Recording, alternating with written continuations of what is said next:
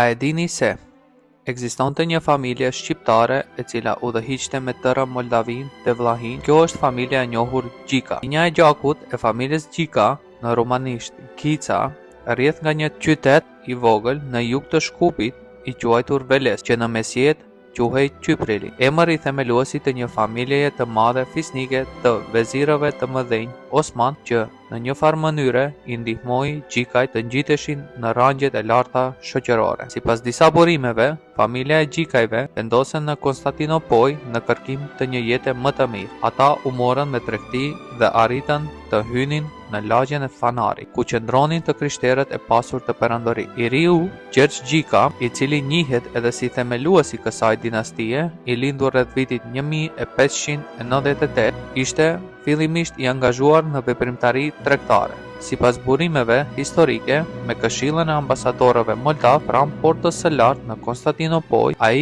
u vendos në Moldavi përpara tetorit të vitit 1624, ku arriti të ngjitej në hierarkinë e elitës politike dhe të fitonte statusin e një dinjitari të rëndësishëm. Familja më vonë u vendos në Grigore, ku i biri Gjeorgj, i lindur nga një lidhje me një katolike nga Pera, e shoqëroi të atin në Moldavi. Ai e ngriti dinastin Gjika në rangjet e larta përmes martesës me Maria Sturza, një anëtare e familjes fisnike Sturza. Babai i tij, Gjergj Gjika, u bë vojvod i Moldavisë dhe Vllahis gjatë një periudhe trazirash anti-osman. Për shkak të detyrimeve financiare të imponuara nga Porta, ai u rrëzua nga froni dhe u zavendësua nga i biri Grigori i Bar, i cili më vonë u detyrua të strehojë në Poloni e Vjen. Pas një rikthimi të shkurtër në pushtet, ai u rrëzua sërish dhe vdiq i izoluar në Stamboll më 1674. Pasardhësi i tij, Matei Gjika, u vendos në lagjen Fanar të Stambollit dhe u martua me Ruksandra Mavrokordat,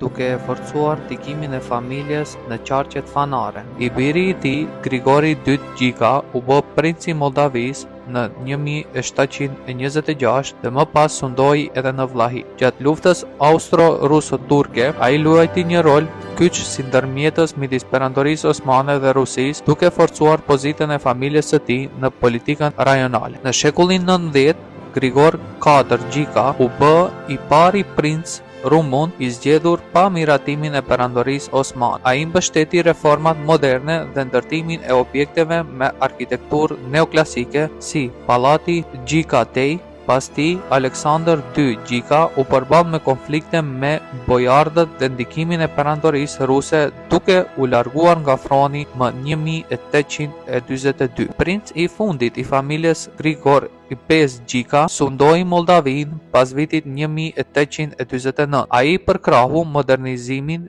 dhe emancipimin e skleverëve rom, por përfundoi jetën me vetvrasje në 1857 për shkak të presioneve politike. Përveç rolit politik, anëtarët e familjes Gjika dhanë kontribut në fushën e shkencës, letërsisë dhe diplomacisë. Aleksandër Gjika ishte një dragoman i njohur, ndërsa Mihalaq Gjika ishte një arkeolog dhe koleksionist. Elena Gjika u bë një shkrimtare e njohur dhe hulumtuese e historisë familjare, e njohur me pseudonimin Dora di Istria. Ajo ishte shkrimtare, publiciste dhe feministe që u radhit në mesin e 10 femrave më të ngritura intelektualisht në atë kohë, e që përkrahur rinjtjen kombëtare shqiptare duke mbajtur lidhje të ngushta me veprimtarë të shquar të saj si Jeronim Derada, Dimitër Kamardha, Zef Jubani, Zef Serembe, Thimi Mitko e tjerë. Gjithashtu, vlen të përmendet që 2 kryeministra të Rumunisë kanë prejardhje po nga kjo familje. Komaneshti